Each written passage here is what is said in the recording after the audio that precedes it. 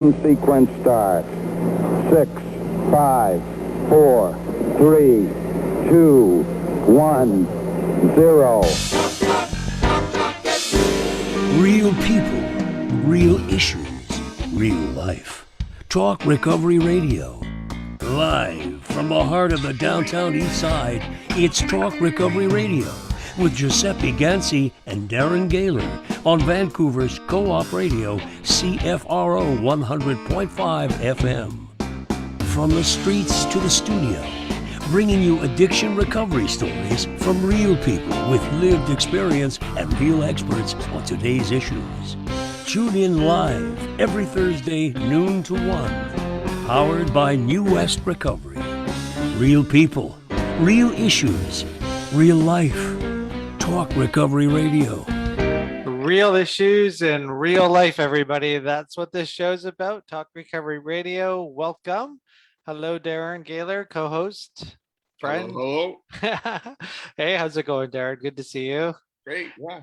Good to see you. As you can see on there, you can catch us live, but if you want to hear one of our old shows, repeat, you can catch us on SoundCloud, Spotify, Apple Podcasts, almost every streaming device you can think of, and of course on Co-op Radio's archive page and at talkrecoveryradio.com. Thanks for listening, everybody. 7 years of shows. And hundreds of guests, thousands of listeners. So thank you for that. Darren, we had a great time last night.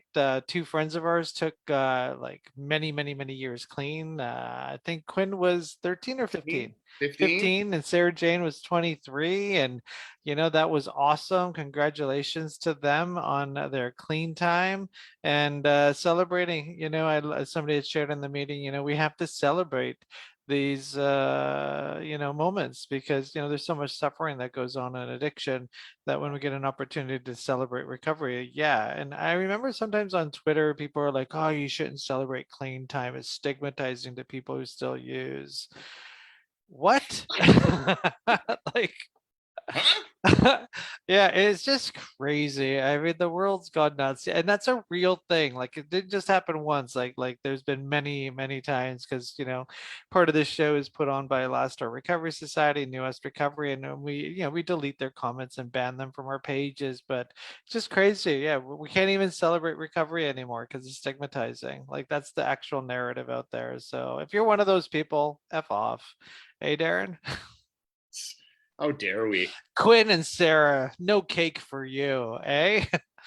So Recovery Day BC is coming up, everybody, September 11th. Wow. We're back to in-person events. So we've got our floor plans. If those of you that missed, we had a volunteer meeting a couple of days ago. We still need volunteers. So go to recoverydaybc.ca and it shows you there how to volunteer. But we need people to do security, do road closures, help set up and tear down. We got a recovery memorial. No, we have a memorial tree that needs volunteers. We've got a recovery mural that needs volunteers and the info booth and all that kind of stuff. So if you want to get back and want to help out, Recovery Day BC September 11th, but we need to know if you want to volunteer now, not on September 11th. So, but check us out, noon to 4 in New West. That was a couple of years ago. We'll see what happens this year. Poster comes out with all the music and so forth. So really excited about that.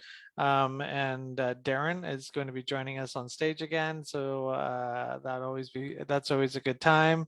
And we should have it all sorted out in a couple more days to go online. So pretty exciting stuff, eh, Darren? Yeah.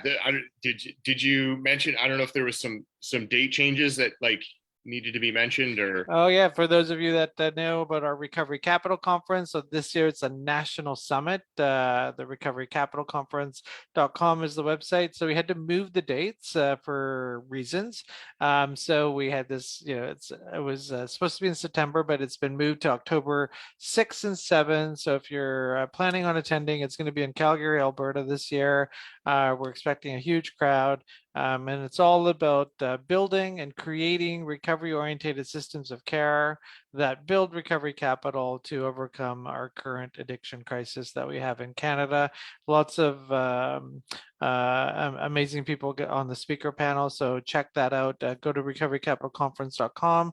The poster and speakers all get launched on Monday. maybe today, but we're still working on the design. So check that out. That's coming up soon.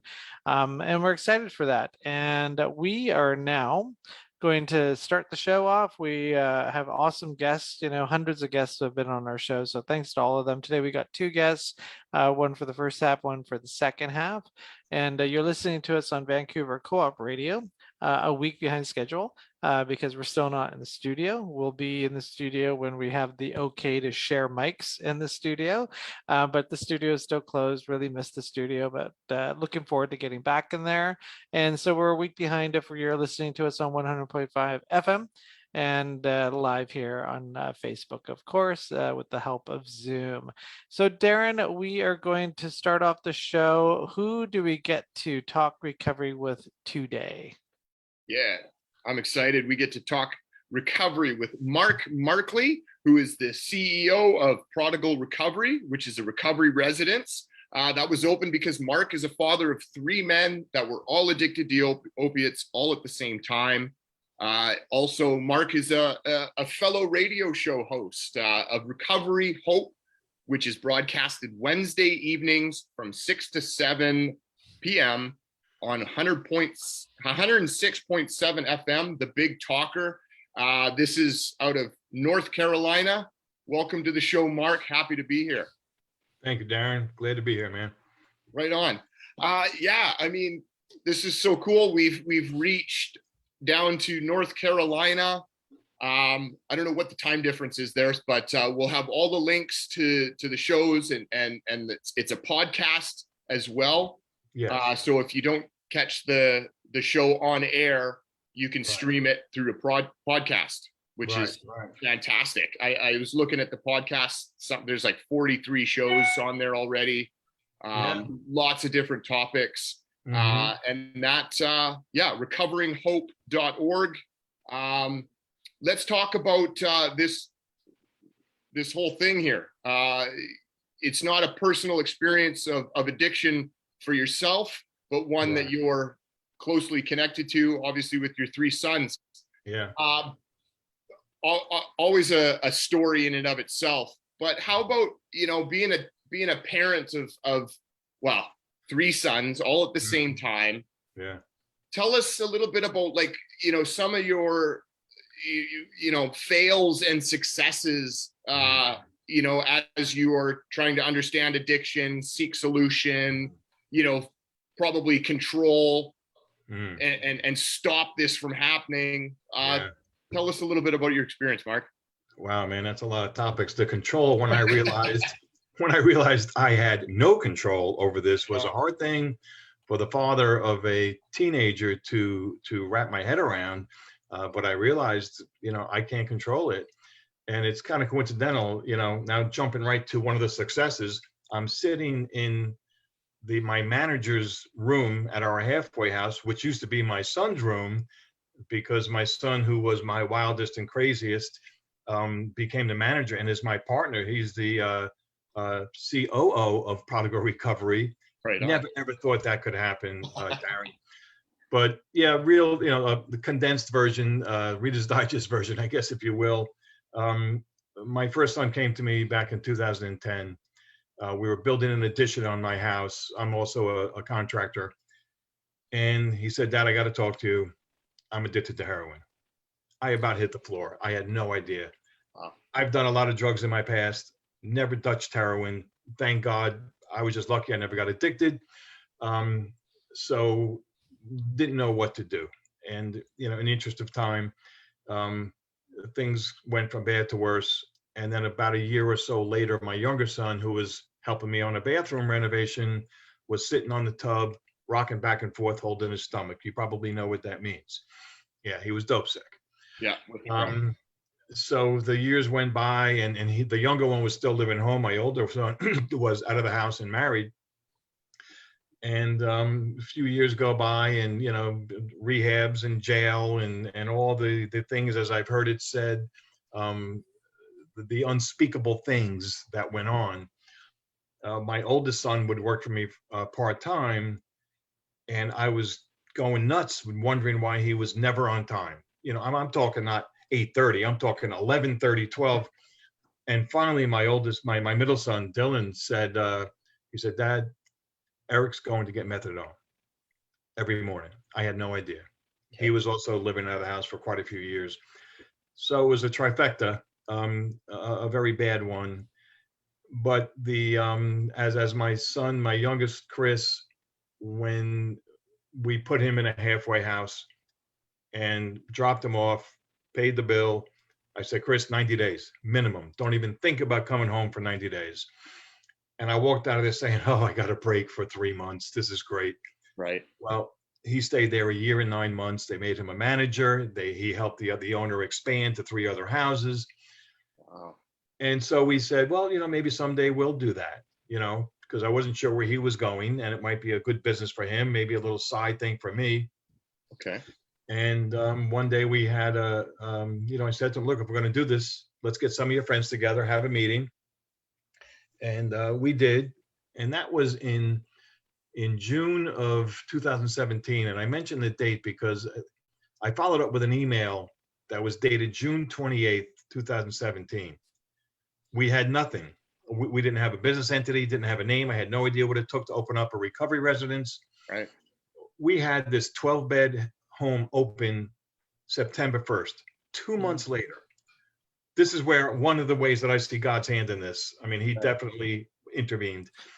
And the rest is, as they say, kind of history. My son's been But out of the house. He's I the just want to father. jump in, for our listeners and viewers, you're making it sound like, hey, we just went for a walk down the park and, we opened up a rehab center and like, Yeah. it just sounds like was it like a smooth sailing? And like you had 3 kids doing, heroin and whatever other drugs. I Yeah. mean, most families fall apart. And, Yeah. and so like, did you have knowledge of recovery? Because that's one of the biggest problems we have is people call us and they're like, what do I do? Like, I don't know Yeah. what addiction is. I don't know what recovery is. Like, what do I do? So what were some, I mean, let's put the other side, the ending is Right. one story, but like people have a hard enough time with one kid. You had 3. Yes. Like there had to have been fights. Was there like, Oh, yeah. did you do like tough love? Did you do interventions? Did you do like, what did you go to Nar-Anon? Like, what did you do? If you mind Well, sharing. we prayed a lot, Giuseppe. Okay. And that is, for me, that's what saved us. And that's why things are as good as they are. We had fights, we had arguments, we had no idea what to do or where to turn. My wife, in her wisdom, she said, look, when Chris, my youngest, when he's ready, we have to have a plan in place. So we had a plan in place, and when he was ready, he told us, and we executed the plan. And that's one reason that I'm doing what I'm doing with Recovering Hope, is because I want people to know the resources. I want them to know what you can do. I want them to know not to do a lot of the things I did, a lot of the enabling. My son, we wouldn't see him for weeks at a time, and he'd wake up on our porch couch, no matter what season it was, with shorts on, and that's it. I was like, Chris, you want to go up to your bed? Yeah, okay, Dad, thank you. And I thought, okay, I just showed him some love. Now he's gonna do well.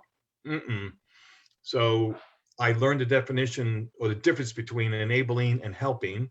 And as you know, enabling is doing something for someone they can do for themselves, where helping is doing something that they cannot do for themselves. So it's important to use that tough love and to implement it.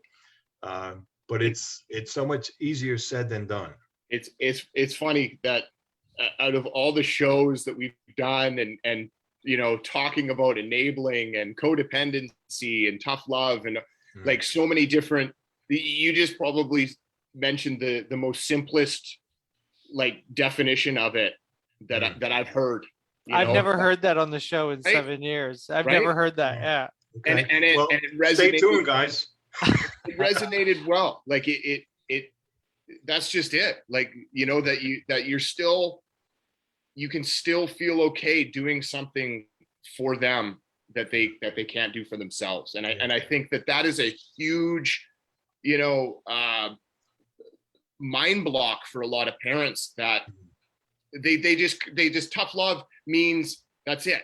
We stop helping in every way, and then don't understand why you know, there's a complete disconnect and there's no movement forward. And so I just wanted to sort of, you know, touch on that statement that you made, that it was well Thank you. I mean, defined. since I've been doing Recovering Hope, I've learned so much. I've interviewed a lot of people. As you had mentioned, I think I didn't know I had 43 shows, but I knew it was about 40. Yeah. But I've interviewed people from all walks of life, from all over the country, and now we're international. Wow, man, this is cool. Yeah, I mean, this is cool that we're talking. Yeah.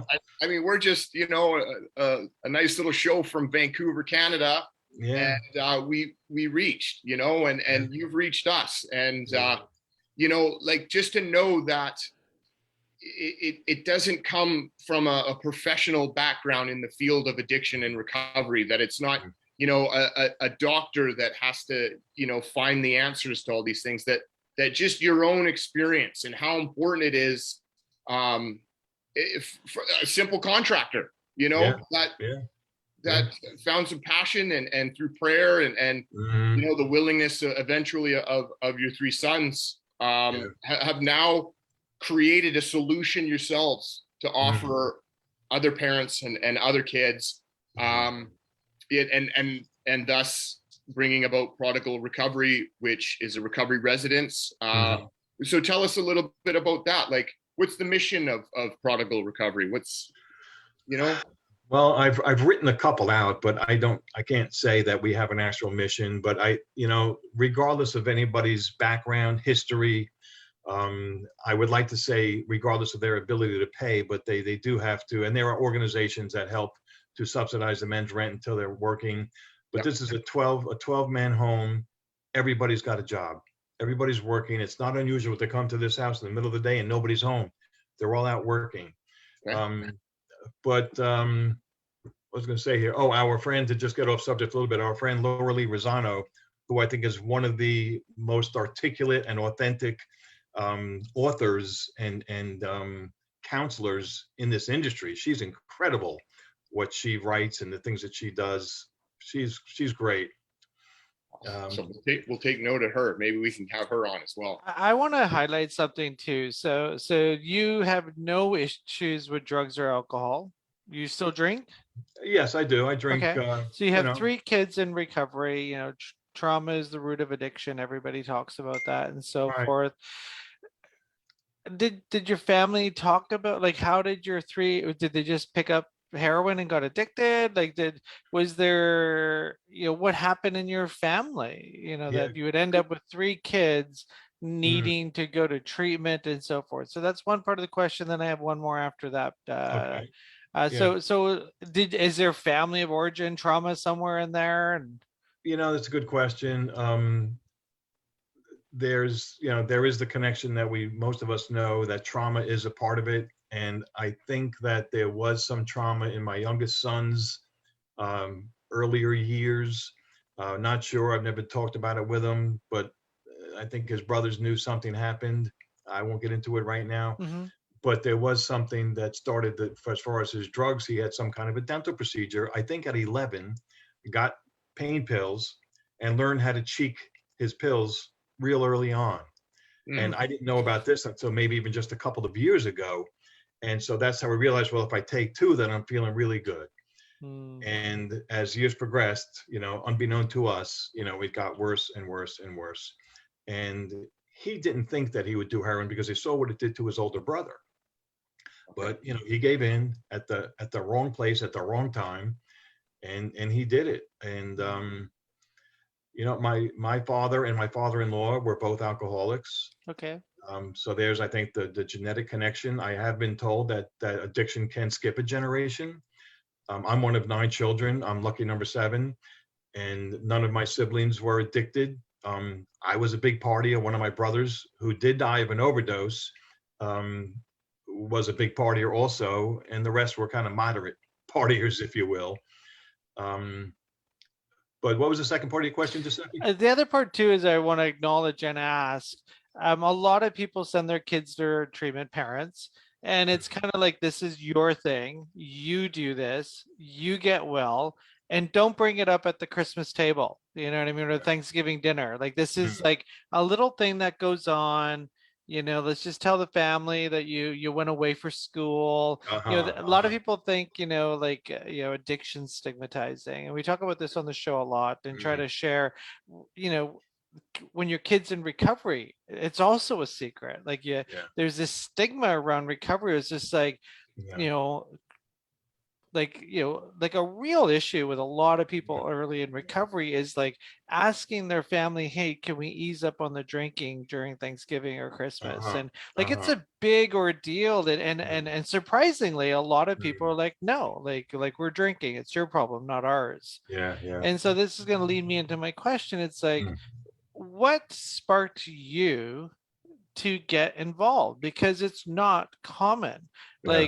So what was it that sparked you, that made you make that decision? Because recovery is not like just going to yoga a couple hours a day or a couple hours a Right, week. Like, right. it encompasses your whole life. So what Yeah, was the turning point that you decided, hey, I'm going to be part of this? yeah. Well, as far as the family gatherings and stuff, I mean, we're all out of the closet. Everybody, the whole family knows there's no secrets because we also share in the glory that things are going well now. But what sparked me is just the trying to save the pain that we went through to other parents or spouses. This is a men's home, so their wives, other family members, to let them know that there's hope. I mean, I'm sure you've interviewed plenty of people. Have you ever heard of Kevin Alter? Um, the, No, not the right now, no, but we'll write that yeah, down to, yeah, and Kevin Alter, The Addict's Diary. I think he was 29 or 30 years old when he was in and out of 29 treatment places, not outpatient, not halfway houses, 29 treatments. Now he owns one. And I think he manages two others. Herb Stefferson, out of Indiana, I think. Actually, his brother lived in this recovery house for a little while. But Herb he has Genesis Recovery, I think is his business. Incredible story, and author of the Junk Box Diaries. Fascinating read. But it's really, Giuseppe, it's just my passion to want to help other loved ones not go through what we went through. And like you said before, we didn't know where to turn. We belong to a big church. We have a lot of friends, but it's not the kind of thing that you bring up when when you're socializing or go out. Remember the first couple that we met? It was actually at church, and they were having some issues with their son. It wasn't to the degree that we were, but you latch on almost like a magnet. Like, oh my God, they went through this too. They might know something that will help. Although every case of recovery is as unique as their reason for addiction, there's common denominators, and there's things that we can and shouldn't do, and we have to learn. We learn from one another here, and that's what makes this interesting. And I don't want to stop. I want to have as large of an audience as I can possibly get. I've been doing this less than a year, and you were the only other. I don't know how I found you guys on Facebook before even talking to Laura Lee, but it was the only other. You were doing radio first, right? Then I think since COVID, it's just podcasts. Um, It's still both. it's still both. Okay, This show ends up going live on the radio, postponed gotcha, on the radio.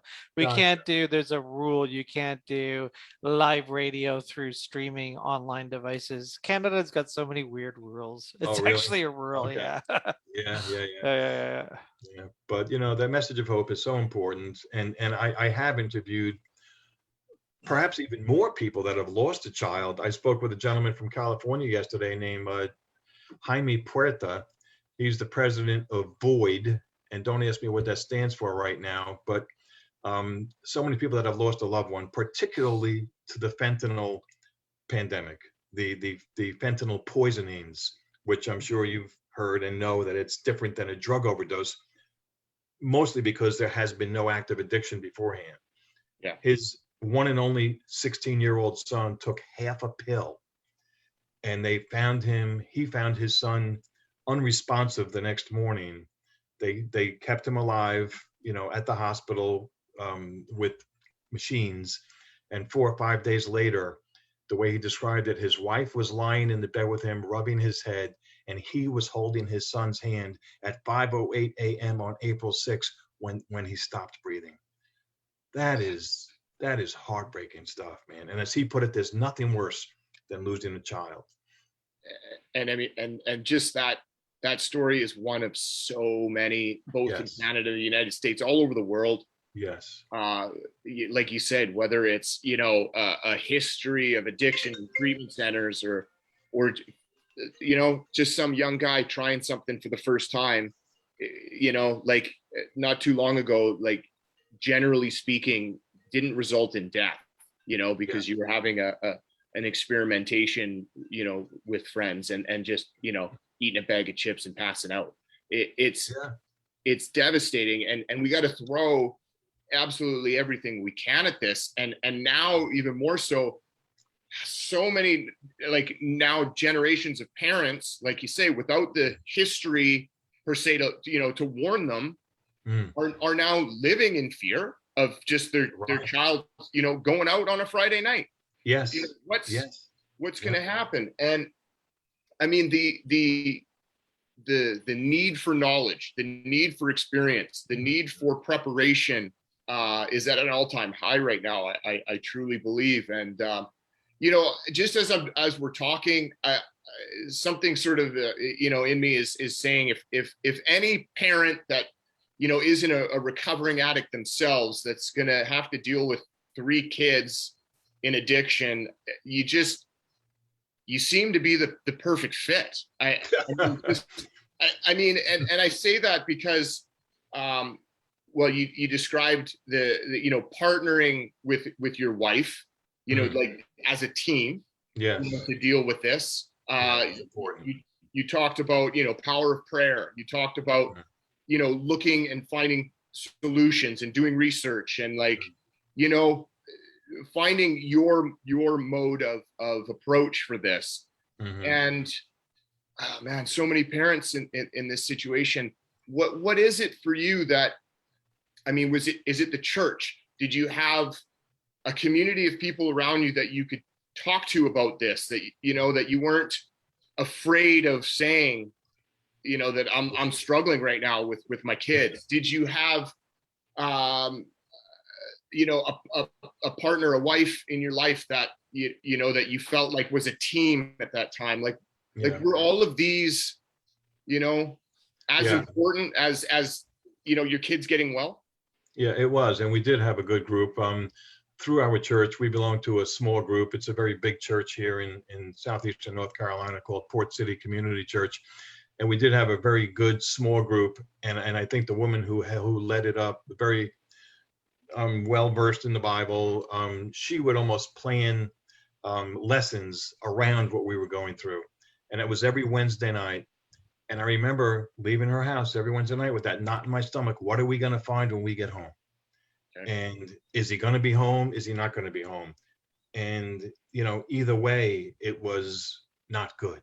We didn't like it if we saw his car in the driveway. Just real quick, I know we're running out of time here. But when he was 17 and dropped out of high school, we were devastated. And like, oh my God, I can't believe I have a high school dropout. We found out about a military school that he could go to get his GED. And we told him about it, in one ear and out the other.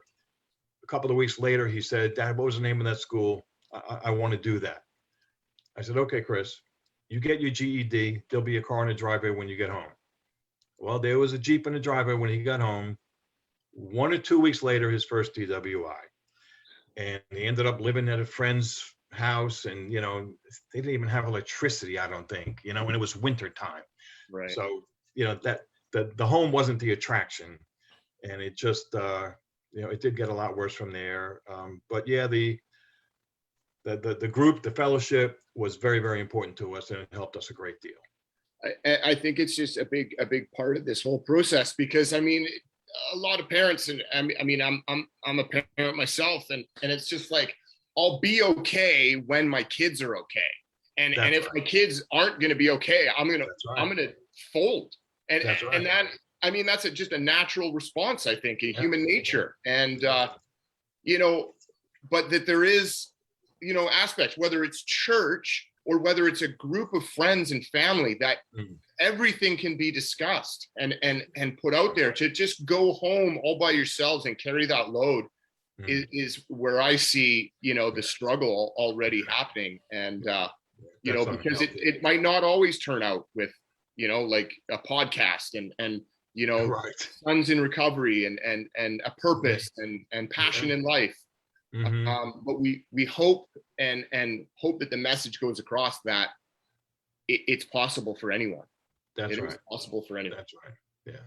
So Mark Markley, again, Prodigal Recovery, out of North Carolina.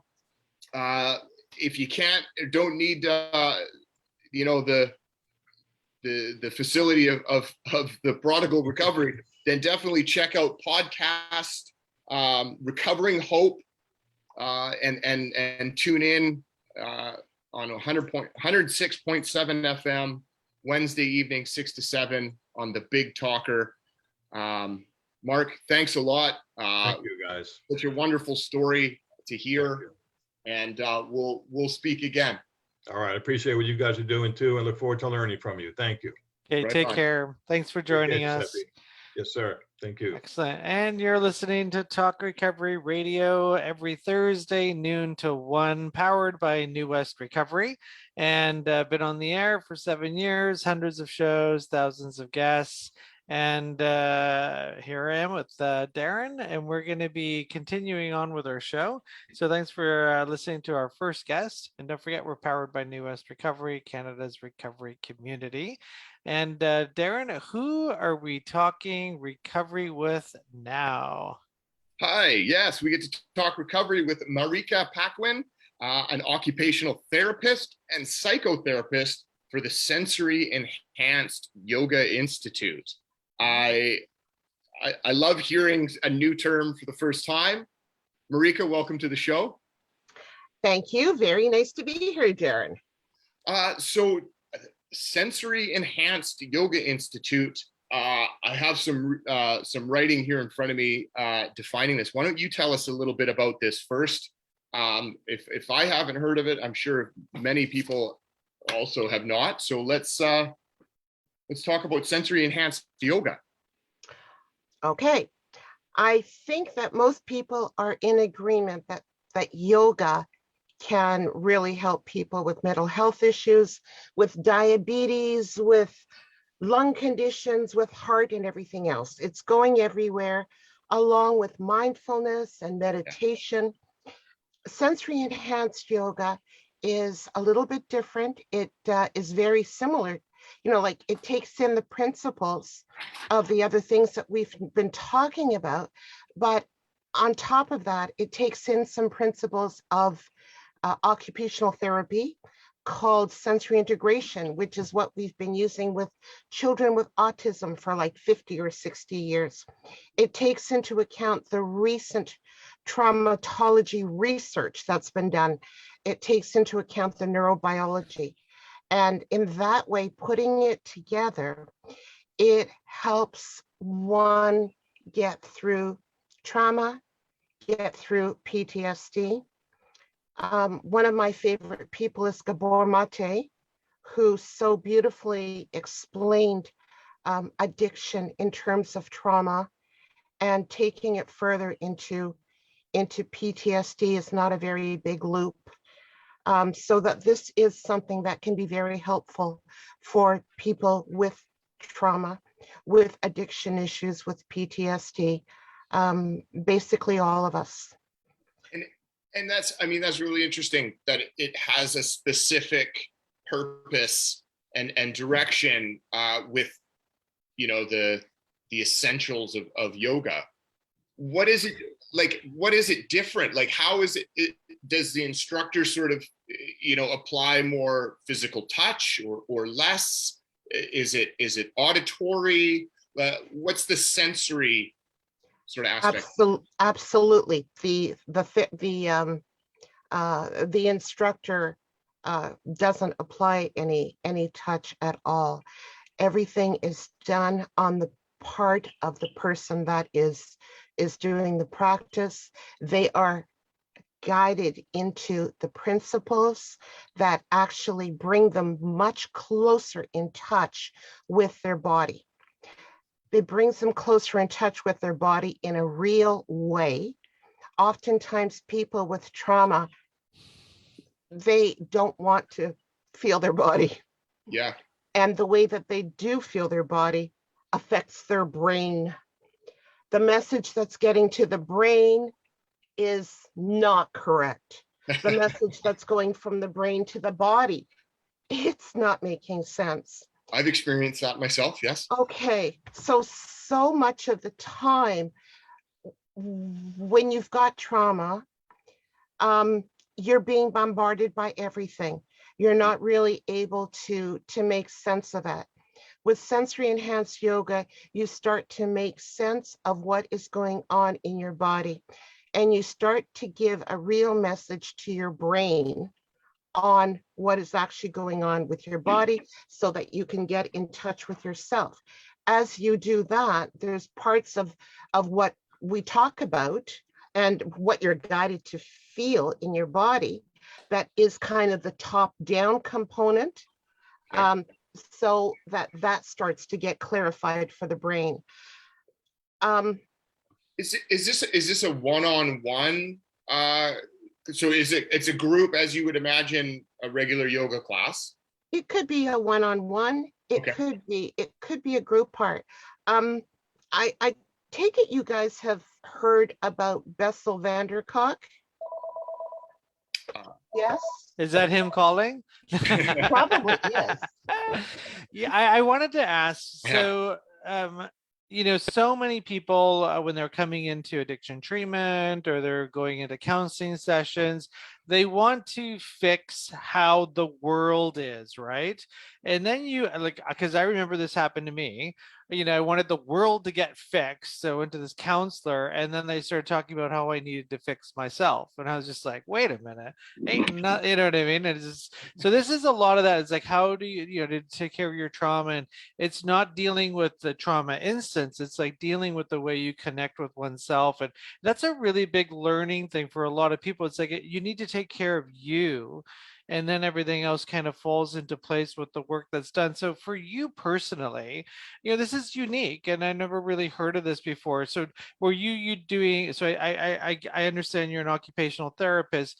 Do you do yoga yourself? And then how did this happen? Did you experience that you wanted to better yoga? So what happened from being an occupational therapist to this really unique yoga philosophy?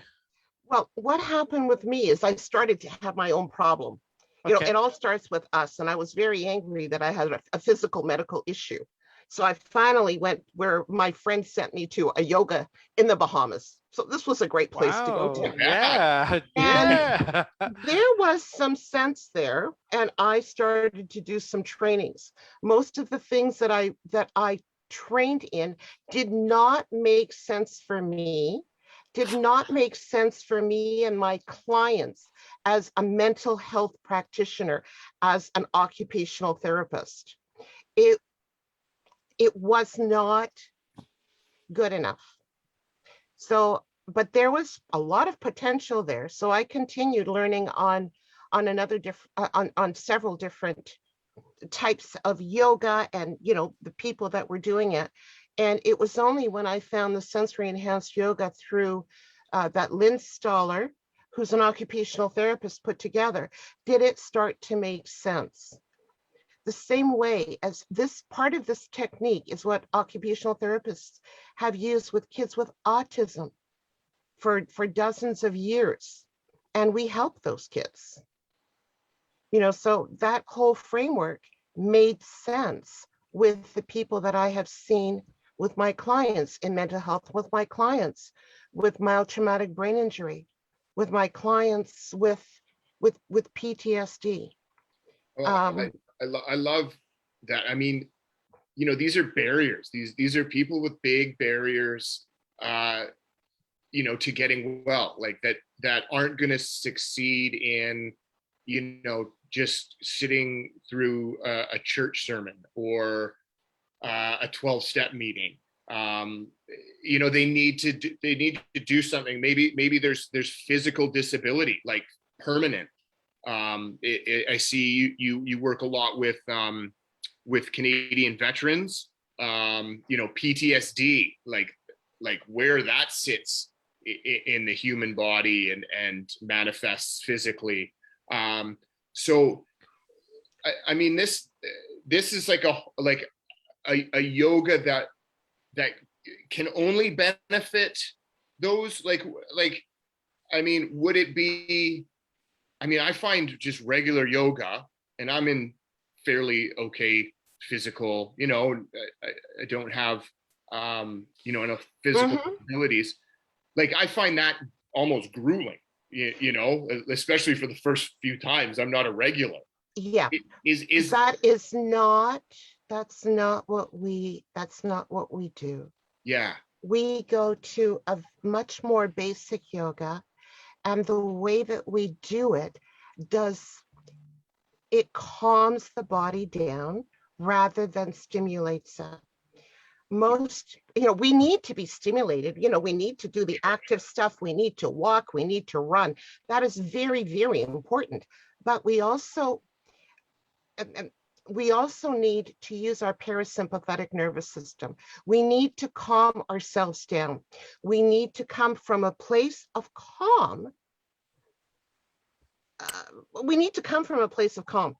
yeah. When we come from a place of calm, we react differently, we talk differently, we understand differently, we communicate differently, we feel our body differently, and we feel our mind differently. Mm. And We can that's the see focus. clearly. You We know, can and see more clearly. I Yes. love this because this show's about addiction recovery, and this is plays a big role in it too. But what you just said, like, you know, I always like to, highlight how the narrative of recovery, from 12 step to non 12 step to all these different pathways. It's all about serenity, calmness, inner peace. When people show up to our rehab center, there's no inner peace, there's no calmness. Like, I mean, eating Chaos. dinner is chaotic, like just making a phone call is, I mean, you have to rule the world, control the world. It's just like, dude, you just showed up to rehab, like, put your clothes away. But no, I gotta. And so what you're talking about, for somebody that is all wound up, like, this is an opportunity to just unwind, because you can't get well from a place of not having serenity. And so Well, somebody with brain disorders, brain injuries, they like Darren said, going to a 12-step meeting might help, and it's part of the conversation, or a non-12-step meeting, whatever. What are some of, like, the research that comes out of it? So somebody has a loved one who is using drugs. One of the biggest issues is finding the appropriate treatment, because not every okay, facility can handle somebody. So how does this play a role in that? Is this something that they can use to put in the toolbox? okay, Giuseppe, Yeah. that family member is suffering the same way as the person with the addiction. They need to also calm their bodies That's a good point. to figure out what they're going to do and how they're going to work together, what parts of the program make sense to them, what parts don't, what they're going to give a chance to. So, and I love that. like, sorry, I lost my train of thought. But I mean, family members. I've done some research in Ukraine with the program with husbands and wives that happen to have PTSD, and the wives have got high rates of depression, high rates of anxiety, high rates of trauma, measuring nice, on the PTSD scale. Them going in to do talk therapy is really hard. Having the chance to calm themselves and then go in is totally different. And So that this is is how a precursor to the talking. therapy session. That is, I mean, yeah, you're driving, you might be late, to your counseling appointment, like, to just, I mean, actually have that counselor provide that option. Just, Exactly. 15, 20 minutes, half an hour before the session, how different that session is going to be. And I know that from personal experience.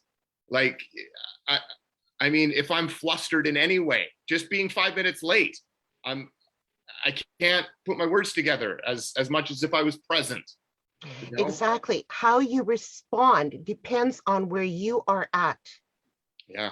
Okay. The same situation you're going to respond to, you're going to talk totally differently. If you've got a kid and that kid is banging on something, you're going to react to that child totally different if you're coming from calm or if you're coming from, you know, traffic jams and everything else. I'm working It's on the this same right now. stimulus, Yeah, but it's totally different how you respond. And how you respond, then how someone else responds to you and where you go to. And this is real stuff. I mean, and you don't have to be in addiction or PTSD. No, This is totally, just like, totally. this is real stuff. I mean, I go to Walmart, I see the way parents act with their kids. I have a couple 4-year-olds that I'm like Uncle G to. Darren's got a couple of kids. Like, it's, yeah, like sometimes you're like, yeah, that's okay. You can do whatever you want. Sometimes you're like, it's the end of the world. So housekeeping. So we're talking to Marika from Sensory and Mindfulness Based Yoga on Sensory 100. Enhanced Yoga Institute. Sensory Enhanced Institute. I'm sorry. Yoga Institute. So how does one get involved in this, and then B, involved in this as a patient, or if they're called patients, a client. But then the other piece is, there's a lot of yogis out there and there's a lot of people doing a lot of yoga. How does one become trained in this? So 2-part question there for our listeners. I invite you to go to sensoryenhancedyoga.org. That's the website. You can learn about it there. If you're a mental health professional, you can take the training without being a yoga person. If you are a yoga teacher, then you can take the training. Also. So, are you in Canada? You're in Canada. Yes, of course I'm in Canada, Darren. What part of Canada? Oh, sorry, I'm in Ontario. Okay. I'm on Georgian Bay. You're on the Atlantic, I'm on Georgian Bay. And this does come from the United States. Lynn Stoller is an occupational therapist in the United States. And when I first heard her, she was the only one that made any kind of sense. And are there people that can like, are there clinics across Canada that there are instructors across Canada that you can, or is it still growing? It's still growing at this point. Okay. Is there an online? Vancouver. Is there an online opportunity that somebody can do this online? We're doing everything online, Giuseppe. Okay. All right. So yes, there's actually training that starts on September the 10th or 11th, going on Fridays or going on Saturdays. So learning, there is a ton of theory here, Giuseppe, to understand. And there is the practice to understand also. There are many people that have taken this has been around for 14 years. I'm actually doing a very interesting project in Canada, and that is with an institute called Spark, with the Canadian Mental Health Commission and the Center of Excellence for Post-Traumatic Stress with Veterans. And what I'm going to be doing is teaching veterans and military and family members who already are yoga teachers how to do this. And that way they can pass it on exactly to the people that need it. Maybe there's something within the addiction community to teach people, once again, who already seen some benefit, and they will pass it on to their peers to do this at no cost. Otherwise, it costs a lot of money. But I'm looking for funding for that. And the program is looking at that, and we can take it further also into addiction. I hope that more yoga instructors in addiction could do this, because it's so beneficial. And at one point, Giuseppe, you were talking about brain injury. One of the things that happens with veterans, with military, is it's not just PTSD or trauma. There is always pain involved, physical pain, and there is often mild traumatic brain injury involved. it's just a threesome that happened. And I would presume that with addictions, one falls, hits their head, one gets into fights, gets into a small brain injury, one may have a car accident. I don't know anyone who doesn't have a car accident, and many people have a mild traumatic brain injury from that. So there are those things also that complicate things and come into order. The first thing is always calming down the body before you can talk about these. It's, I mean, just that right there is such a universal statement. Like, you know, like we say, whether, you know, it's hard to say, especially, you know, quantifying research on, you know, what this pathway is doing for PTSD or for, you know, brain development or, you know, neurodevelopment, you know, because nobody's monitoring this stuff, right? It's just sort of. Darren, they are monitoring Awesome. it. I'm book, so glad. The book that Lynn wrote is like, you know, like 300 odd pages. The research is there. The knowledge is there. The studies are there. And what's the book called? What's the book called? Can you show it to us? It's called Sensory Enhanced Yoga for Self-Regulation and Trauma Healing. Okay. And so it's a guideline for yoga as therapy. It's also a guideline for healing for trauma. Okay. Okay. I mean, it's just such a necessary benefit. I mean, because on our show, we always, you know, like, you're a specific, you know, occupational therapist, you know, the sensory enhanced yoga instructor, and this is what you do, and this is how it can benefit, you know, this, and this. And then another interview talks about, you know, this, you know, whether it's of a spiritual nature or physical nature, and it, you know, and it's just, this speaks to me as an importance in the whole spectrum of growth, you know, whatever the ailment is itself, that it's just so important. And there's nothing out here in Vancouver yet. Are you in? Oh, there are some people that have taken the training. Okay. So there are some people that have taken the training. And if you get back to Lynn at the Sensory Enhanced, at sensoryenhancedyoga.org, she will be able to tell you some of the people that are doing it. Okay. And you can get those links on our website, talkrecoveryradio.com, and on the Facebook page that you're watching this on. There's links to our first guest and Marika as well. Really appreciate you being on the show. I got a smile on my face, Darren, because, you know, every week surprises me. You know, it's just like, because we've been doing this show for a while, and it's like, you know, we're gonna run out of topics, but it's like there's always another topic, and there's and it just, because you sometimes hear the I call it doom scrolling on Twitter.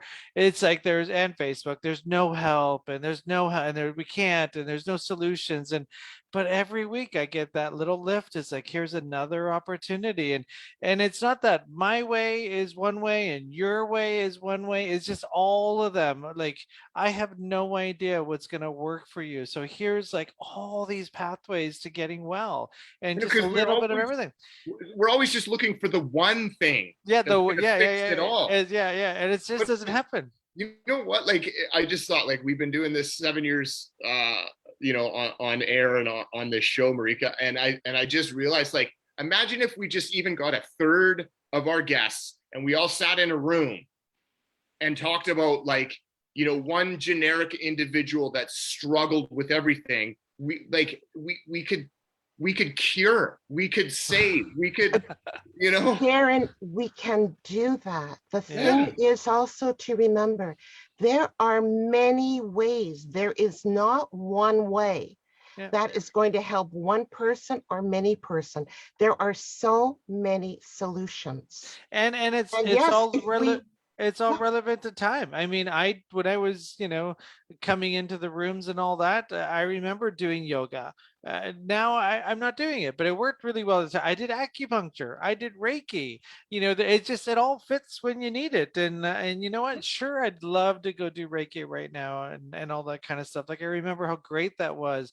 Life's come up, but I don't, beat myself up because I'm not doing it. It's just, everything fits when it fits. And Well, so yeah, Giuseppe, but this yoga was actually studied in Iraq on an okay. active military base with people having bombs going down under them. Within 3 weeks, it made a huge difference for people, for their sleep, for their hypersensitivity, for how they were hiding or like uh, Coping or dealing with it. how they were coping. Within 3 weeks, there are elements of this that can be put into, so there are elements of this that can be put into all kinds of things. It's not that we all have to do yoga, but there are elements here that we're learning from the research out there on what helps, Mhm. what makes a difference. And one of the things with this also is you need to do the physical very often before you can do the psychological, the talking work.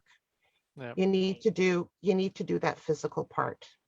Right on. You're listening to Talk Recovery Radio, and you can go to www.sensoryenhancedyoga.org to learn more about this topic. And thank you so much for bringing this issue to our show. We really appreciate it. And thanks for watching. Thanks for listening, everybody. Don't forget, save the date, September 11th. Recovery Day is coming back as an in-person event, so check that out. It's in Uptown New Westminster, recoverydaybc.ca. We need volunteers and sponsors too. So if you got some money, throw it at Recovery Day BC. It's not a cheap event to put on. So thanks for joining us, and you can replay our shows. Powered by New West Recovery, Canada's recovery community, and a shout out to Vancouver Co-op Radio for giving us an hour of space to talk about addiction recovery issues. Darren, always good to see you. Always a pleasure. Love it. We'll Thanks see you to next thanks to Thursday. our guests, Mark Markley and Marika Paquin. Thanks again. Okay, take care, Thank you very everybody. much. Thank you. Bye-bye. Bye-bye. Great work. Thank you.